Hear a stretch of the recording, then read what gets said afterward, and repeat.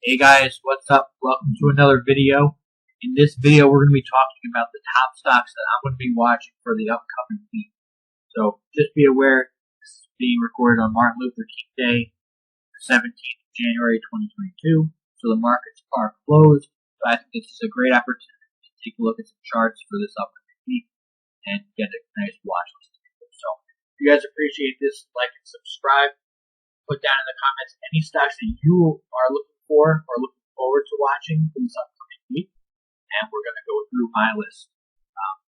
This is not financial advice, so don't buy blindly into these recommendations or ideas. It's more just an idea to give you guys my thinking and maybe give you some cool ideas. But anyway, we always start with looking at the overall market because it gives us a good idea and an indication of where stocks are going to be headed for the upcoming. It's not always accurate. Some stocks do go against it. They all have their own fundamentals, but it gives us a good idea of the trend. So we're looking at the SPY here.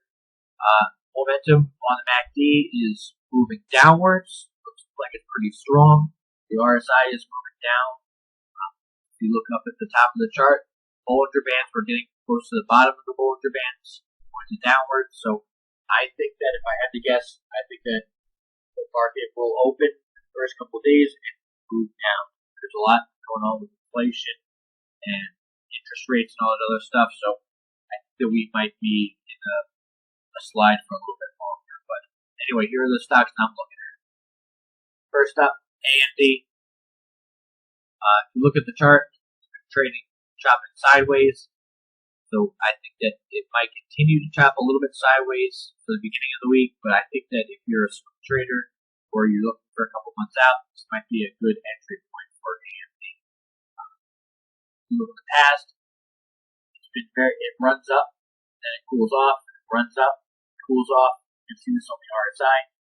But if you look at the chart itself, it doesn't really pull back that far, right? It runs up, kind of goes sideways. Here's a good example. It creates like a two-shelf. Sort of.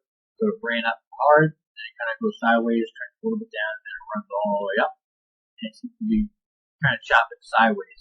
If you look at the RSI, it looks like it could potentially start to flip towards a more bullish indication. So AMD is one that I'm looking at for the upcoming week. Amazon is another one. You're going to kind of see a trend in big companies. I think that the overall market, everything is down, but I think the small caps are starting to recover a little bit quicker at this point. The larger plays, they look like they're still falling with the overall market.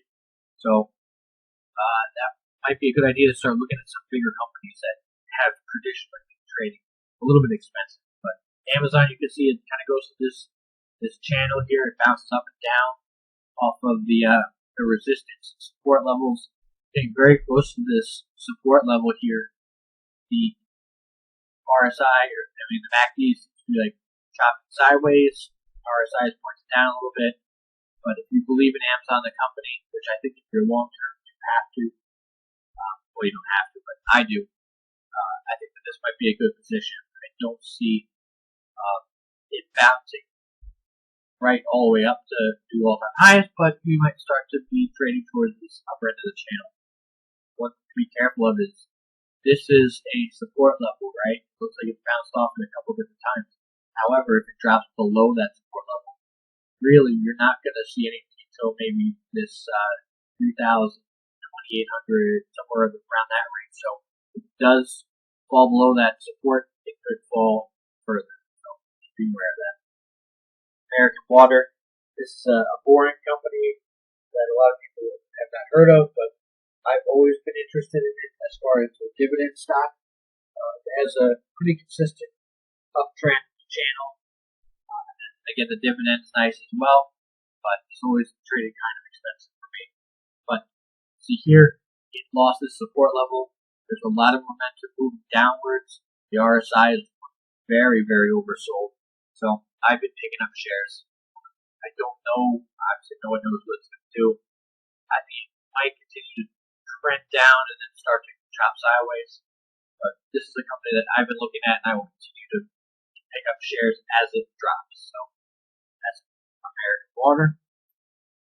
Dollar General, kind of the same as American Water, bigger company, more stable, kind of quote unquote boring, but there's been a major drop here, right? So again, this is a dividend stock. That's why I'm looking at it. I'm trying to grow some dividend company portfolio positions as there's a general sell-off in the market, right? So I think you got to kind of see where the market's going and buy accordingly. So in my mind, bigger companies are starting to become more affordable. So I'm going to start building positions in these companies that traditionally, over the past couple months, have been trading a little bit too high. But anyway, let's look at the chart. Bottom of the Bollinger Band, major drop off here. A lot of momentum moving down. RSI is looking good. I would give this a few more days to kind of consolidate, try to find a bottom. There's a big gap here which may get filled, so you can be aware of that. It might jump back up. But I think that Dollar General, I should say, should be something that you guys should keep on your watch list. JP Morgan, this is an interesting one. Traditionally, I don't like bank stocks because, like I said, they're a little boring. This is a dividend stock, so that is attractive to me. But what's really attractive to me is the price. So there's a big drop off at the end of last week as a result of the earnings. They beat the earnings per share, but they lost the revenue. So I think this is an overcorrection, but we might want to wait for a couple of days to see how the market reacts to this overcorrection. It may jump back up, or it may continue to fall. The MACD, like I said, there's a big drop off, but it's still green, so maybe it maintains green a little bit. We don't know, but this is one that I'm looking at. Just be aware with any kind of stock, but especially bank stocks, a lot of the talks about interest rates and inflation and bond, all that kind of stuff gets wrapped up into banking stocks more so than others. So just keep kind of abreast of what's going on in that world, because that's going to affect bank stocks like JP Morgan. So just something to watch out for in the coming week. McDonald's, again, a big company, dividend company, falling down, sliding. A lot of momentum going down towards the negative. Bears are in control right now, but the RSI is looking really good. So one thing that I like to look at is how far the RSI traditionally goes, right? You can see that it never really gets to a oversold level, at least it hasn't in the past year, but it gets down to this lower level here in the 40s or so, and it seems to bounce back up, right? Every time it hits it, it bounces back up, back up. So right now we're at that level, but it's making me kind of skeptical of a quick bounce is how much momentum is moving down, right? Here you can kind of see, like, once it hit it, this is a bad example because it really wasn't a lot of volume when it dropped it, just kind of drop it back up. But over here you can see where it starts to come back up again, right?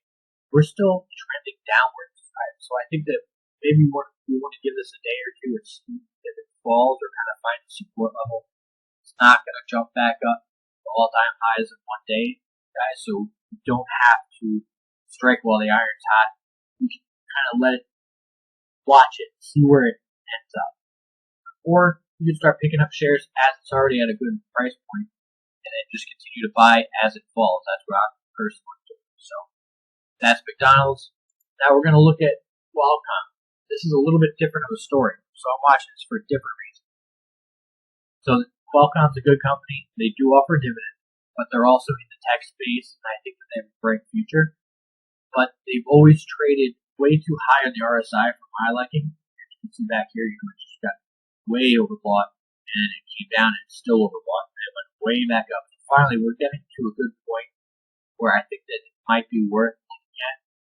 So you can see that the momentum is taking it down, but it's just about to kind of cross over into that green area, and maybe the bulls will take charge again. And what's interesting about this is we're kind of at all-time high levels. We're in that range. So as long as we get a nice pop, we can hit some new all-time highs, and really the sky is the limit if you continue to jump up. So this is one that I'm watching for the upside.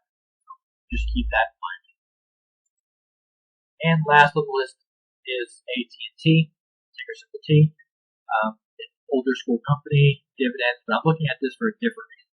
I'm looking at this, if you guys have a position, you may want to trim it or sell out for the time being that it's very, very overbought.